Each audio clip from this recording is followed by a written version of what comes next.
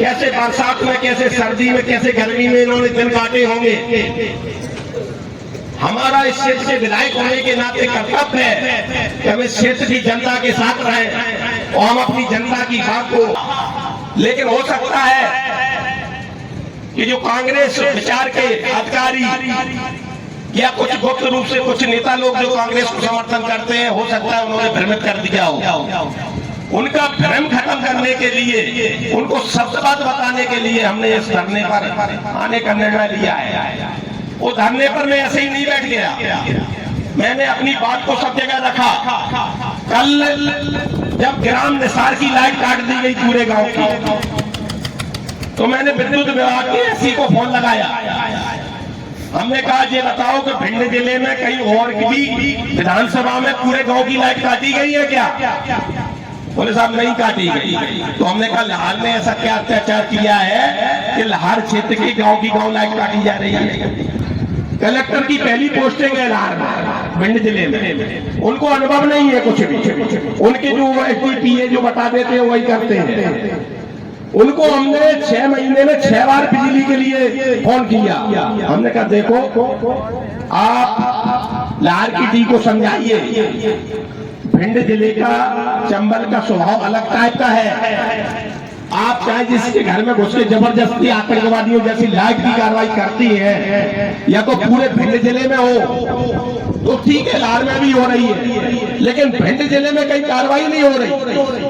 वही डी लाहौर में, मेवना में कार्रवाई कर रही, वही डी रोल में कार्रवाई नहीं कर रही। इससे स्पष्ट दिखता है कि यह कार्रवाई दोषपूर्ण है। और हमने इस बात को ऊर्जा मंत्री प्रद्युमन सिंह तोमर को 1 साल पहले बताया, बिजली विभाग के एमडी को बताया।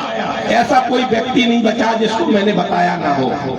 मैंने माननीय श्रीमंत महाराज सिंधिया जी को दिल्ली में जाकर के बताया कि महाराज ऊर्जा मंत्री प्रद्युमन सिंह आपके नजदीक है, आप इनको बताओ लाहौर में अत्याचार कर रहे हैं, हो रहा है।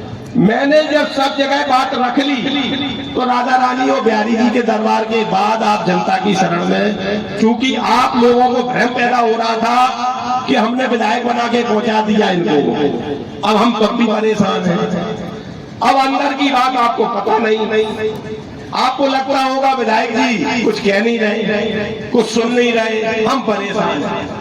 हम आपके साथ हैं, हम आपके बीच में हैं, हम आपके साथ थे, हम आपके साथ हैं और अंतिम सांस तक रहेंगे।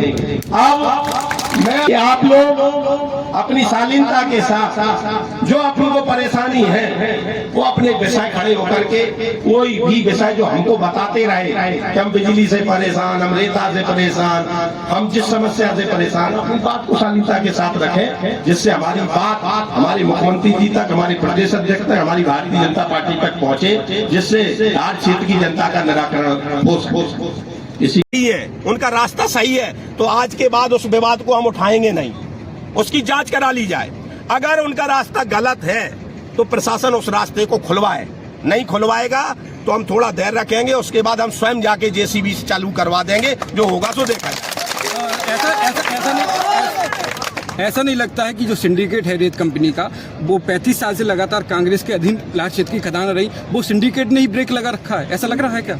हमें किसी से कोई लेना देना नहीं है। हम तो अपने प्रशासन से ये कहते हैं, हम तो अपने माननीय मुख्यमंत्री जी तक बात पहुंचाना चाहते हैं कि हमारी 230 जो विधानसभा है उसमें लाहौर क्षेत्र की जनता, जैसे मुगलों ने अत्याचार किए, जैसे अंग्रेजों ने अत्याचार किए, ऐसे लाहौर क्षेत्र की जनता पर अत्याचार हुआ है। 2 से 29 विधानसभाओं की स्थिति अलग है और हमारी लाहौर क्षेत्र की जनता की स्थिति अलग है। लाहौर क्षेत्र की जनता पे 20,000 का अगर जुर्माना कर दिया जाता है तो उसको 20,000 भरने में उसको बहुत मुश्किल होती है। यहाँ पर कोई धंधा नहीं मिला 35 साल से जनता को, यहाँ पर जनता को प्रताड़ित किया गया है। इसीलिए मजबूरी में मैं नहीं चाहता था कि हमारा उद्देश्य किसी के प्रति द्वेष कार्रवाई करवाना नहीं है। अगर सामने विपक्ष के नेता सही है तो वो करे कानूनी लड़ाई में, वो क्यों हारे, सर्वोच्च न्यायालय में क्यों हारे, क्यों हाईकोर्ट में हारे, क्यों लाहौर के न्यायालय में हारे। हम अपने न्याय को इसलिए मांगना मजबूरी है हमारी। मेरा उद्देश्य किसी को कष्ट पहुंचाना नहीं है, मेरा उद्देश्य कोई नेता बनना